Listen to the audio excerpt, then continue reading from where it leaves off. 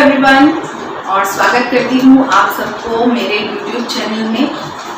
आज हम पढ़ने जा रहे हैं छठी कक्षा से आपके बसंत भाग 1 से तीसरा पाठ नादान दोस्त। तो बच्चों, नादान दोस्त जो कहानी है उसके कहानीकार है मुंशी प्रेमचंद जी। और प्रेमचंद जी ने इस कहानी के जरिए बच्चों की भावनाओं का एक बहुत ही सुंदर चित्र प्रस्तुत किया है हमारे सामने। तो कहानी में दो बच्चे हैं जिनका नाम है केशव और श्यामा। ये दोनों भाई बहन हैं। भाई है केशव और बहन है श्यामा।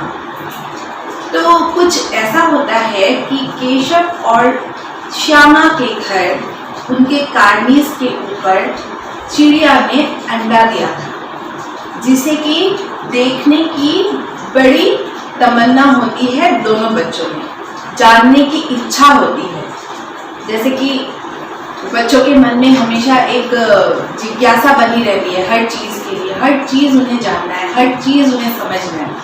और इसी जिज्ञासा के मारे उन दोनों का मन उत्सुक होता है उन अंडों को देखने के लिए कि चिड़िया ने यहाँ पर अंडा दिया है, वे अंडे कैसे दिखते होंगे, उनका आकार कैसा होगा, अंडों की संख्या कितनी होगी, कितने अंडे होंगे।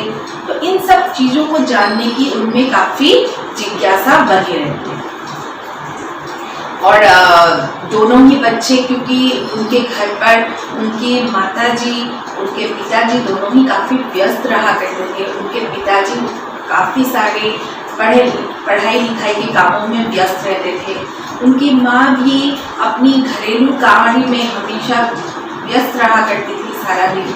तो उनकी छोटी छोटी बातों का जवाब, उनके हर सवाल का जवाब उनकी माँ के पास नहीं था। वो कितना जवाब देगी, वो थक जाती थी इनके जवाबों को लेकर।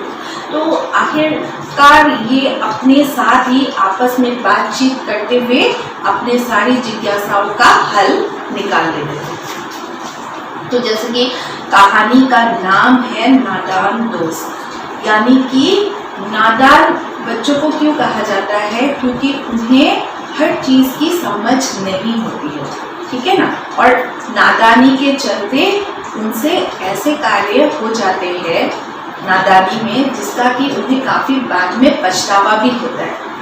तो कुछ इसी तरह से इस कहानी में जो केशव है वह श्यामा के साथ बातचीत करता है और कहता है कि चिड़िया ने अंडे अगर दिए हैं तो वो कैसे होंगे, ठीक है ना, वहाँ पर कितनी संख्या में अंडा है। तो उन्हें जानने की इतनी इच्छा होती है कि एक दिन केशव श्यामा के साथ बात करते हुए ये तय करता है कि वह उन अंडों को देखेगा, ठीक है ना। तब जब काफ़ी दिन बीत चुके होते हैं तो केशव श्यामा से कहता है कि अब ऐसा लगता है कि चिड़िया के अंडों में से बच्चे निकल आए होंगे।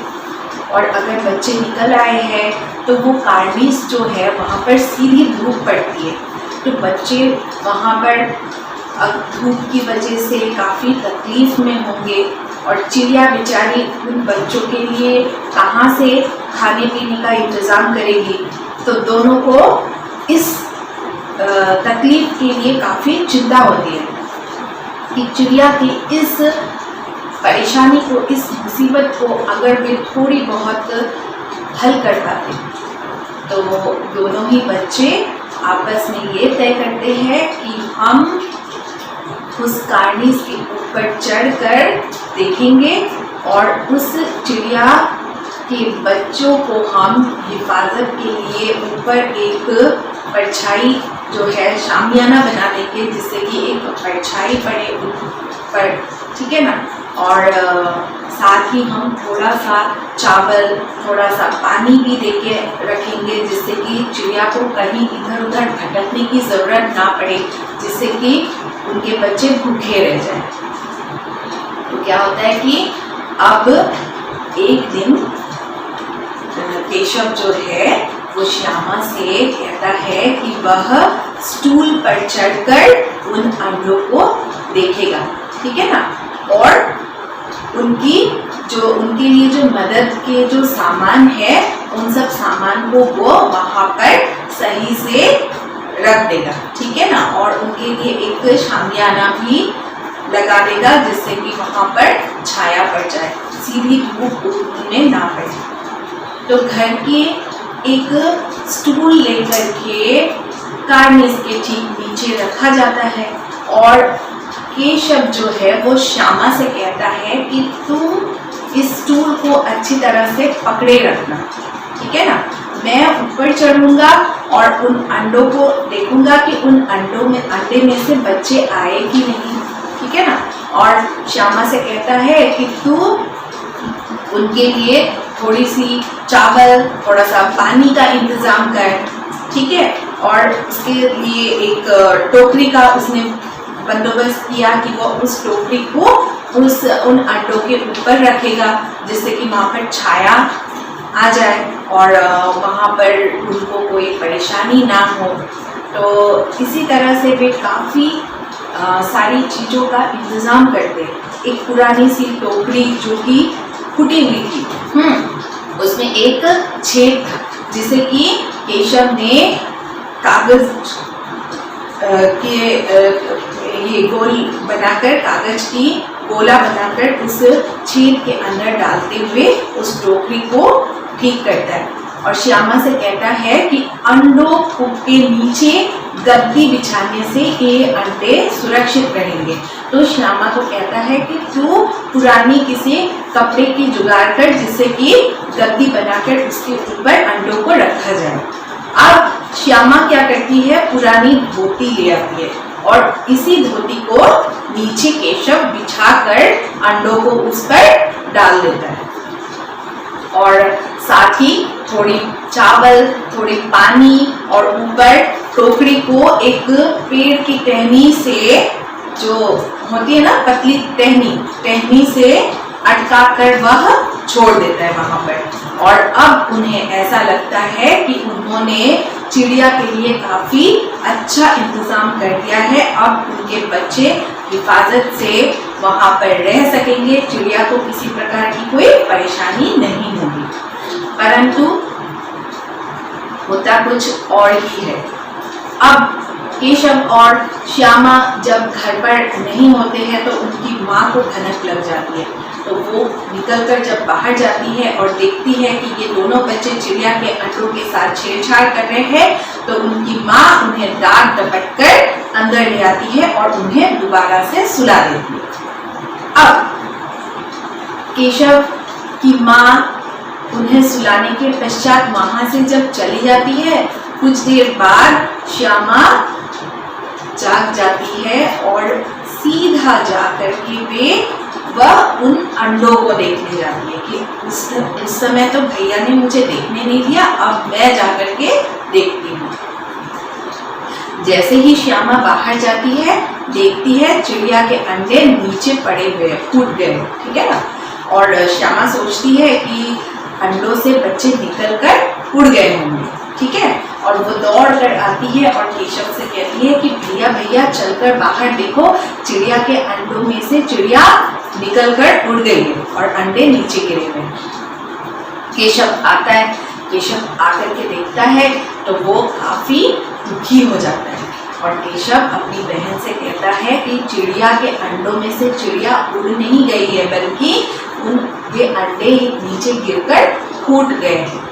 अब इनमें से कभी बच्चे बाहर नहीं निकल पाएंगे। इस पर श्यामा उनसे पूछती है कि भैया भैया फिर ये किस तरह से हुआ, कैसे ये आपको कैसे पता कि इन अंडों में से बच्चे नहीं निकले।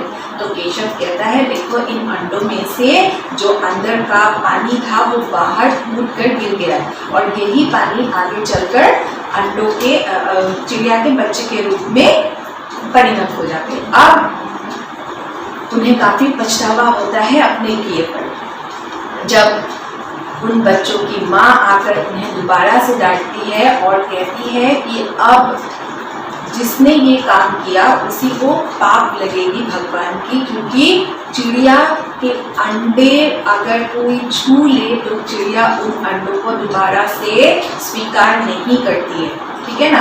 किसी के छूने पर अंडे जो है वो गंदे हो जाते हैं, ठीक है, और चिड़िया उन्हें फेंक देती है। इस पर केशव को काफ़ी पछतावा होता है, काफ़ी दुखी हो जाता है केशव, ठीक है। करने चला था बहुत सारी मदद, पर उसके सोचने का ठीक विपरीत ही उसे देखने को मिला। तो यही कारण है बच्चों की कभी कभी बच्चे नादानी में कुछ ऐसे काम कर देते हैं जो कि बाद में काफ़ी उन्हें पछतावा होता है, जो कि उन्हें नहीं करनी चाहिए, पर वे अपनी नादानी में इन सब चीज़ों को करते हैं, ठीक है ना। वे नादान होते हैं, बच्चे नादान होते हैं, उन्हें अच्छे और बुरी की समझ थोड़ी कम होती है। तो इस कहानी में भी केशव और श्यामा के जरिए मुंशी प्रेमचंद जी ने उनकी नादानी में की जाने वाली एक कविता को हमारे सामने प्रस्तुत किया है, ठीक है ना। और इसी कारण से इस कहानी का नाम है नादान दोस्त। तो बच्चों, आशा करती हूँ आप लोगों को इस कहानी को सुनकर बहुत अच्छी लगी कहानी, ठीक है। और इसके बाद आगे आप लोगों के साथ मैं इस कहानी से संबंधित जो प्रश्न उत्तर है और आप इस कहानी को खुद भी अच्छे से समझिए, ओके, और अच्छी तरह से आप जानते हुए अपने प्रश्नोत्तर को पूरा कीजिए। धन्यवाद।